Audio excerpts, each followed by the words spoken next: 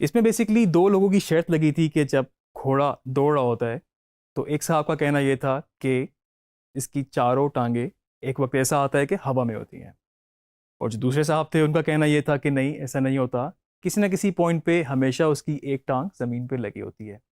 अब इस चीज़ को साबित करने के लिए उन्होंने कैमरे का सहारा लिया और उन्होंने डिफरेंट पोजीशंस पे कैमरा प्लेस करके उस घोड़े को वहां से दौड़ाया और उसकी डिफरेंट सीक्वेंस में फोटोग्राफ्स कैप्चर की।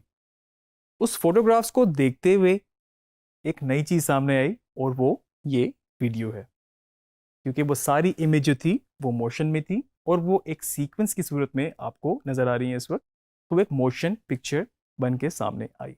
बहरहाल उनमें से वो जो साहब कह रहे थे कि चारों टांगे हवा में होती हैं, वो ये शायद जीत भी गए, और इस पिक्चर के थ्रू पता भी चला कि वो एक स्टेज ऐसी आती है, एक वक्त ऐसा आता है कि घोड़े की भागते हुए चारों टांगे एक वक्त पे हवा में होती हैं।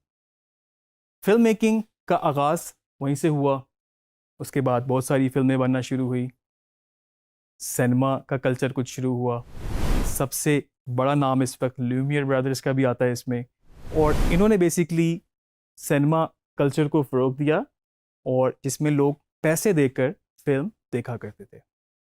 इनिशियली साउंड भी नहीं होता था, साउंड के बगैर पिक्चर्स होती थी, सीक्वेंस इस तरह से होते थे, सीन बाय सीन होती थी।